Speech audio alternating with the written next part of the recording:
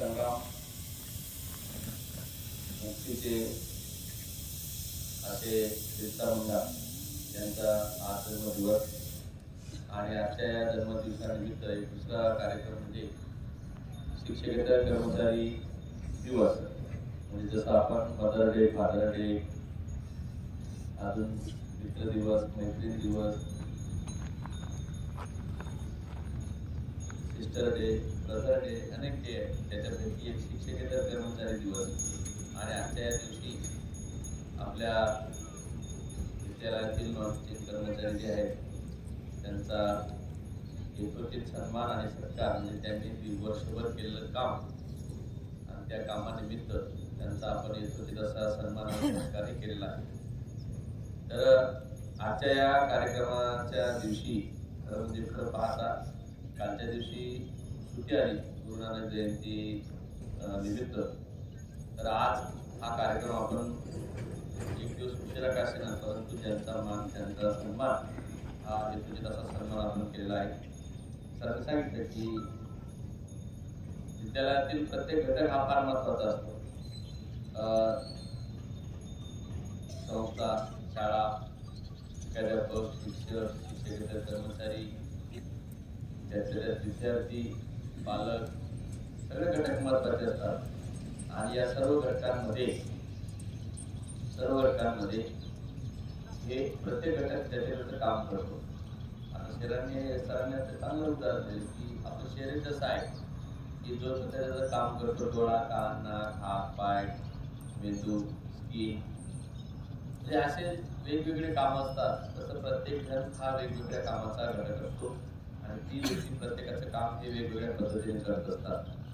आता उदाहरणार्थ विद्यालयामध्ये नॉन टीचिंग कर्मचारी हे त्यांचं काम हे पाहत असतात. त्यांचं काम पाहत असताना त्यांना असं म्हणता येणार नाही की मला हे काम जमत नाही, करता येणार नाही, असं नाही. आणि मी तर म्हणेन जीवनामध्ये माणूसच्या पदावर असेल त्याच्यापेक्षा उच्च पदाचं जरी काम करायचं वेळ आली तर ते शिकावं आणि त्याच्यापेक्षा खालच्या दर्जाचं काम करायची जर वेळ आली ते पण शिकावं आणि करून टाकावं. आणि ते काम माझे सर्वसाधारण करत असतात.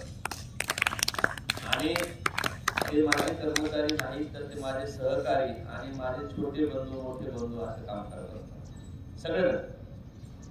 तर वयाने लहान असतील, मोठे असतील, शरीराने लहान असतील, मोठे असतील, पण त्यांना माहित आहे की आपण आपल्या या ठिकाणी, आणि हे जे काम असते सगळं टीम वर्क असतं.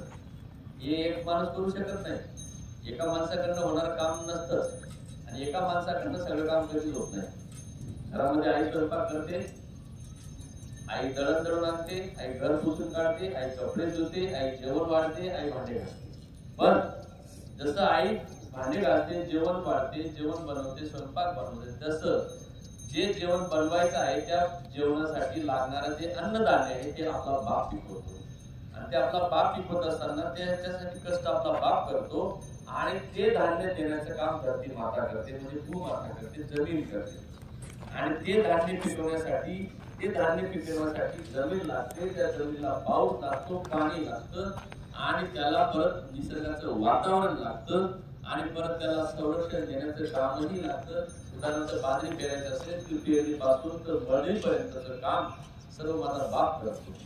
आणि ते झाल्यानंतर त्याला माझी आई सपोर्ट करते आणि माझ्या आईने केलेला सपोर्ट मग ती बाजरी घरात येते, ती धान्य घरात येतं आणि लगेच परत गिरणीवाल्याचा सपोर्ट घ्यावा लागतं, ते दळावं लागतं, गिरणीचा सपोर्ट घ्यावा लागतो, ते दळावं लागतं आणि दळल्यानंतर त्याची भाकर बनते आणि ती माझी माय मला भाकर वाढते आणि मग मी तिचा काला म्हणून खातो. काला म्हणून खाण्यासाठी सुद्धा लगेच त्याकडे भांड्यांची आवश्यकता असते, म्हणजे भांडेवाल्याची सुद्धा मदत केली जाते. म्हणजे तसं हे जीवन आहे. जन्म झाला, मोठा झाला, 1 वर्षाचा झाला, वाढदिवस झाला, दुसऱ्या वर्षाचा दुसरा वाढदिवस, तिसऱ्या वर्षाचा तिसरा वाढदिवस, अनेक वाढदिवस जातात. लगेच त्याला शाळेत घातलं जातं, शाळेत गेल्यानंतर त्याला शिक्षण घ्यावं लागतं, शिक्षण घेत शिकत त्याला मोठं व्हावं लागतं आणि मोठा झाल्यानंतर परत त्याला आपला काय शोधावा लागतो, उद्योग, व्यवसाय, नोकरी शोधावी लागते. आणि नोकरीला शोधायला लागल्यानंतर परत आपण माणसाचं माणूस पण त्याला येतं, स्त्रीचं स्त्रियत्व त्या स्त्रीला येतं आणि परत तो आई होतो, बाप होतो. आणि काही दिवसांनी तो लगेच आजार होतो. म्हणजे हे जीवन चक्र जे आहे ते चक्र सगळे एकमेकांवर अवलंबून आहे. मला सांगितलं आता की बाजरी, दळण वगैरे वगैरे, भांडे कुंडे सगळं, म्हणजे जीवन जगण्यासाठी जसं सगळ्या गोष्टींची गरज आहे तसं प्रत्येक कामासाठी प्रत्येक घटकाची गरज आहे, प्रत्येक व्यक्तीची गरज आहे. एकट्याने काही होणार नाही. एकटे भारताचे आदरणीय पंतप्रधान देश चालू शकत नाही, तर त्यासाठी सगळे खासदार हवे, त्याच्या मतदारसंघाचा खासदार हवा. म्हणजे अशा प्रकारे ही सगळी जी क्रिया आहे ही सगळी क्रिया चालू असते. शेती करण्यासाठी नुसतं शेतकऱ्याची गरज नाही, तर त्याला यंत्राची गरज आहे, त्याला बैलाची गरज आहे, त्याला जे लागणारी सामुग्री आहे त्या सामुग्रीची गरज आहे. मग तसं आपलं जीवन आहे, तसं शाळा आहे, तसं घर आहे, तसा संसार आहे, तसा व्यक्ती आहे, तसा माणूस आहे. म्हणजे सगळ्या गोष्टींची सगळ्यांची एकमेकांची साथ हवी असते.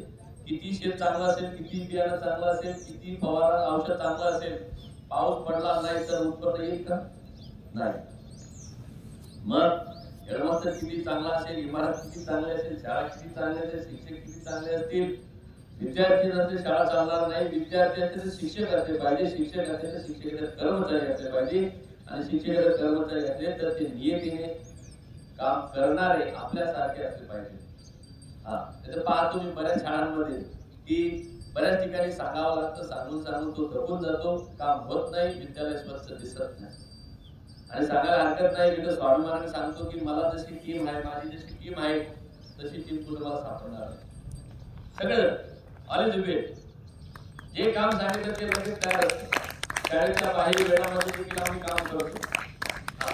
मागे एका उपक्रमामध्ये आम्ही सगळ्यांनी सहभाग घेतला. शाळेच्या बाहेर वेळामध्ये सुद्धा मी काम केलं. माझ्या सर्व सहकार्याने मला सहकार्य केलं, मदत केल्यानंतर मी पुढे जाऊ शकलो.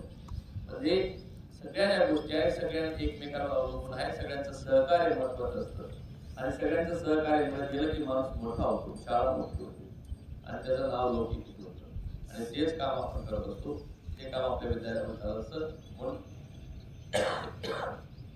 आजच्या दिवशी, आज या शिक्षकेतर कर्मचारी दिवसानिमित्त माझ्या सर्व शिक्षकेतर सहकारी मित्रांना, माझ्या लहान बंधूंना सगळ्यांना मी या ठिकाणी शुभेच्छा देतो. आणि त्यांचा आज जन्मदिवस आहे. आदिवासी संग्राम मुक्तीचे जनक बिरसा मुंडा यांना देखील मी नतमस्तक होतो, त्यांना देखील वंदन करतो. थांबतो. जय हिंद, जय महाराष्ट्र.